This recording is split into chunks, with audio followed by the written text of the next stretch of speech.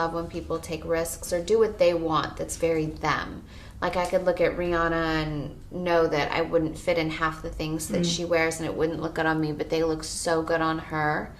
And I just respect her, you know, taste that she can wear whatever she wants and looks amazing. I mean, there's just different people that, you know, I don't necessarily have that same style, but I think it looks amazing on them. Eminem is here. That song, you know, you and Rihanna have seemed to really gain a great chemistry with each other. Was it a no-brainer to call her in on this song, or why did you choose her for this one? I don't know what happened to my mic, man. It just it just kind of got limp. Yeah. Pause. Okay. There it is. Yeah. All right. So Rihanna, yeah, my mic is doing the same thing, bro. Yes. Yeah. Yes. Yes. Yes. It felt like the kind of record that I definitely could hear her on. You know. So, I mean, and she's great, you know. Incredible fucking vocalist. So I don't even know what else to say about her. She's incredible. So, you know. Did y'all interact in any one of these processes, like face to face, and not just sending the music online? Did you get a chance to sit and like really talk with her at all? Unfortunately, with this record, no. It was one of them things that kind of came together at the last minute. Yeah. So, you know, there was a lot of things that we were trying to pull together at the last minute for this record. So, and that was one of them. So, no, unfortunately, I had to just send it to her, and she laid the hook on there, and then, you know, that was pretty much it. Karreuche, now, is there a problem between you and Rihanna? No. Okay. Not at all. We just dated the same guy. Okay. And because that's people kind of, always trying to what like it pit, is. and you know what I'm saying? Yeah, it's always like a competition thing, and they compare us. But she is Rihanna. She's a pop star. She's beautiful. She makes great music. And I'm just me, and I'm growing and working into myself. So there's you can't really, you know, like compare us because it's completely different. We're two completely different girls. Your husband, Jay-Z, had a lot to do with Rihanna's early career. And back in February, he said he thought everyone should support her in that mess with Chris Brown. How do you feel about that whole thing? Well, I think she's doing a lot better. She is such a very talented woman and very smart. And I think it's really important in those times of need that people give people their privacy. So all you can do is pray and you know, leave it up to the people around her and her to make great decisions, and she has and she will, and you know, I'm here to support her as well as all of my family. She's like family to me, and all of Jay and all of my family. Why don't you get together? Because obviously there's chemistry. You like to get busy in videos and be all huggy and touchy and feely. So what's the deal there? I don't know. You know, just being young and, you know, trying to figure it all out. And very busy people, me and her. And I think that we have a connection that's established for life. And, you know, that is that, you know, I love her and support her unconditionally. And I like to think that she feels the same way. And, you know, whenever... Still fancy her, though? Do I fancy her? Of course. I mean, who wouldn't? Look at her. She's stunning. Of course I do. Yeah, no, she's incredible. But, you know, it's one of those things that it's a maybe one day, maybe not. How did you know that she will be a big diamond? Like that? Yeah. Yeah, I mean, we signed her that day. We wouldn't let her leave. So, you know, there was something in her eyes, and, you know, that told me that she was a star. Like just her presence and how the room changed when she was in the room, that I knew that, you know, it was something special about her.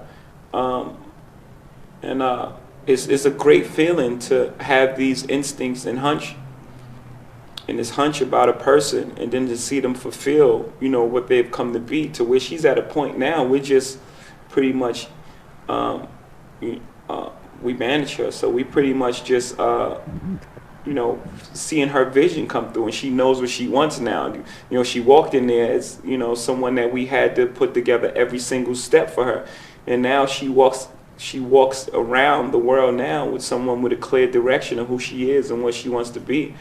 and just to see her fulfill his dreams, as well as Kanye, just to see them two, for me, those are two of my proudest moments. You know, just to see them both fulfill their dreams is like, you know, it's as rewarding for me as having, you know, my own stuff succeed.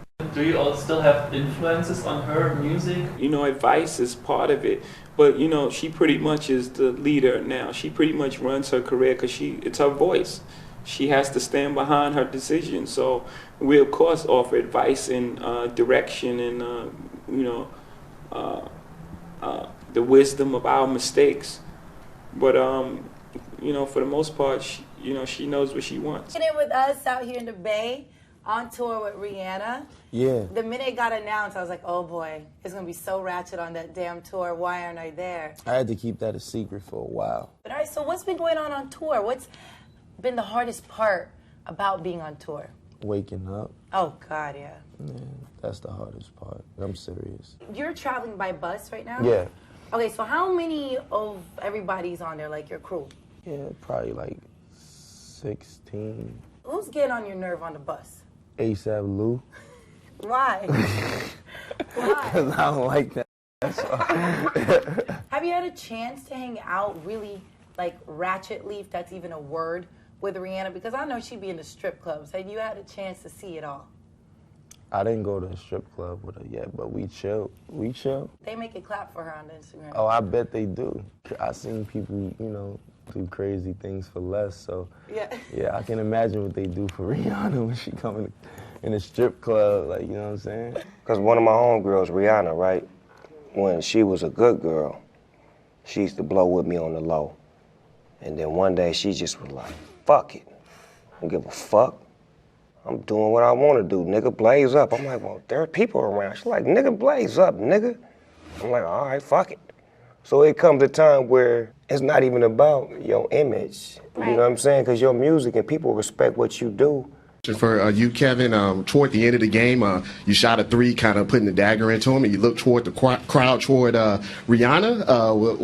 Was that on purpose, or do you remember that? Or I don't even remember that. Well, just to let you know, social media is buzzing about it. Really? Yes. Don't get in that trap. Yeah, I don't get in that. I'm cool. Have fun with that. Michael on the right side on the aisle. You know, other things have been going on in the news, and I know you said briefly, like, you don't really want to talk too much about the situation with Rihanna. Can you explain to us, truly, you don't know what the issue is and why she doesn't like you? Or doesn't get along with you, whatever it is. Yeah, I can't tell you anything. You have to ask her. I mean, yeah. Oh, yeah. She's so vocal. Maybe she can say whatever it is. I don't know. It's not stemming from the whole fashion police thing, because you guys talked about it on Twitter, squash it, basically kissed For sure, but even then, you know, the first time that I said something, I just felt I wouldn't be honest with myself when we were sitting there doing the fashion police when I spoke, because the way that she made me feel was nuts. Yeah. And so, you know, we did, like last I saw her, you know, we were at the Met Gala, and, you know, she came over to me and she was like, hey girl, look at you look cute, girl, you know, blah, blah, blah, blah, like all these nice things, and we were laughing, we hugged, and it was like our way of saying, like, everything is cool without even having to say, oh, so this is after? That was after the fashion police.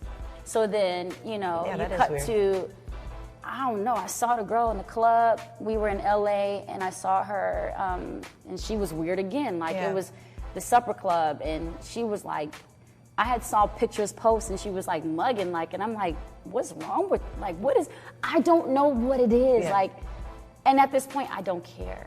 I really don't care. Like, I wish her well. Like, she has a lot of great things going on with her. Like, I mean, she's like rocking, like, really big. So it's like, I mean, like, we're women in this, like, it don't need to be all that. Like, she's got too much good going on to even be consumed with that kind of energy. So I don't know.